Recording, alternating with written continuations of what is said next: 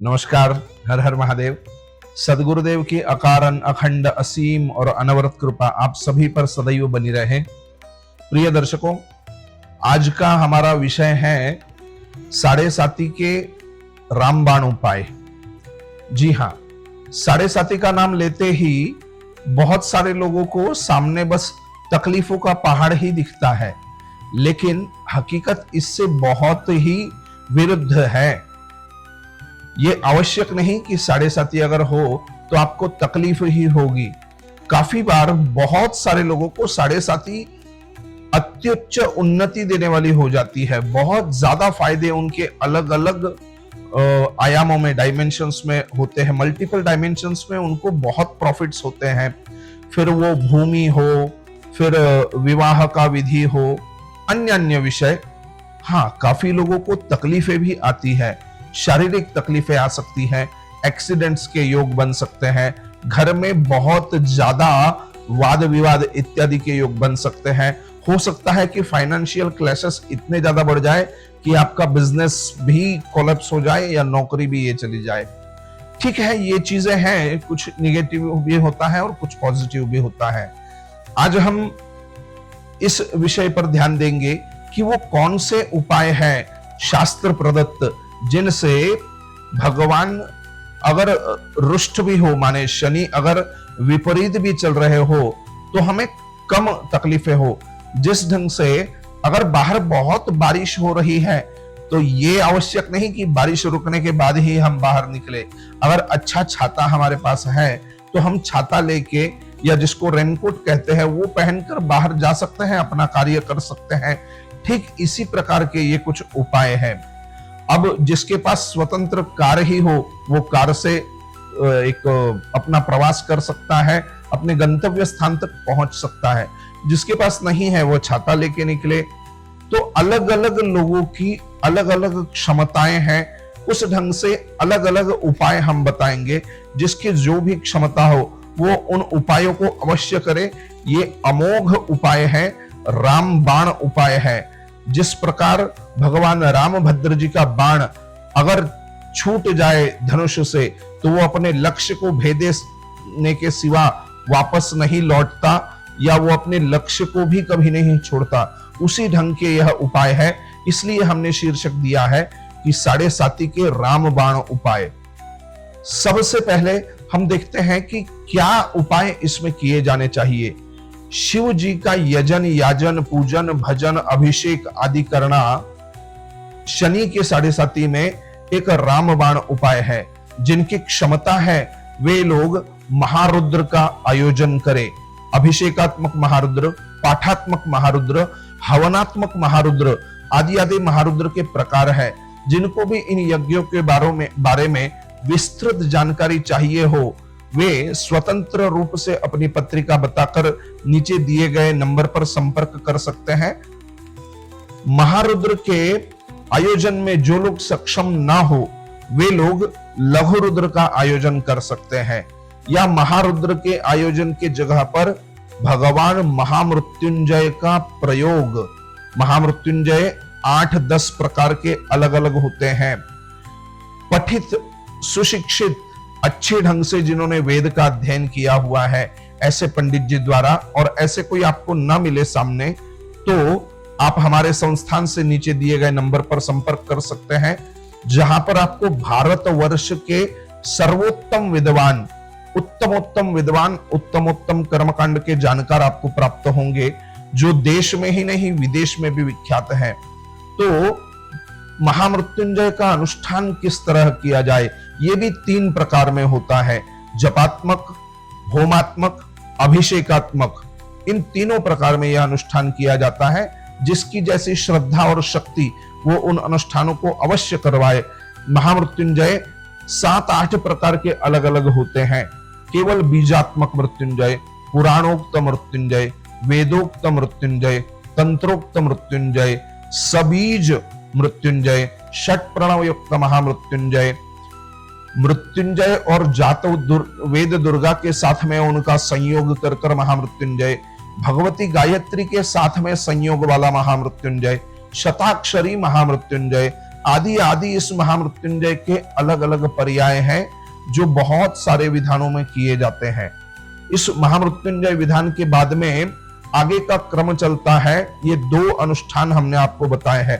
तीसरा अनुष्ठान हनुमान जी के लिए या तो आप 7 वर्ष में 1.25 लाख हनुमान चालीसा जी का पाठ किन्हीं पंडितों द्वारा करवा ले, वो संभव ना हो तो 11,000 पाठ, वह भी संभव ना हो तो 1100 पाठ प्रतिवर्ष, और वह भी संभव ना हो तो 108 पाठ प्रति मास आप करवाएं। यह भी अमोघ अचूक अस्त्र है 7.5 का प्रभाव कम करने के लिए, और अपने भाग्योदय कार्य घटनाएं उस कालावधि में, उस कालखंड में आपके साथ हो, इसके लिए। यह भी अगर किसी को संभव ना हो तो भगवान हनुमान जी के हेतु प्रति शनिवार उनको चोला चढ़ाए सिंदूर का, और साथ में उनको सरसों के तेल का दीपक, उड़िद जिसको अरहर अड़द कहते हैं हम, उस अड़द के आटे का दिया बनाना है, उसमें सरसों के तेल का दीपक हनुमान जी को अर्पित करें। साथ में थोड़ा सा साबुत नमक और साबुत उड़द ये हनुमान जी के सामने निवेदित करें, और हनुमान जी से अपने कष्ट को निवारण करने की प्रार्थना करें। इसी के साथ साथ शनि के तंत्रोक्त जप या पुराणोक्त जप या वेदोक्त जप, धर्मशास्त्र अनुसार जो भी आपके अधिकार की सीमा है, उसके अंदर पंडित जी से यथा योग्य विमर्श करके आप करवाएं। उसके 23,000 जप होते हैं, लेकिन अभी कलियुग चल रहा है तो कलियुगा चतुर्गुणम प्रोक्तम, कलियुगे चतुर्गुणम प्रोक्तम, कलियुग में 4 गुना जप करना चाहिए, फिर उस जप की सिद्धि बताई गई है। तो आपको 92,000 जप करवाना चाहिए शनि का। उसके दशांश उसका हवन, उसके दशांश उसका तर्पण, उसके दशांश मार्जन और उसके दशांश ब्राह्मण भोजन। इस क्रम से अगर आप शनि का अनुष्ठान करवाते हैं तो अवश्य ही आपको 7.5 में बहुत अच्छे परिणाम मिलेंगे। अगर यह और कहीं करवाना आपके लिए सुलभ नहीं है तो नीचे संपर्क कर सकते हैं।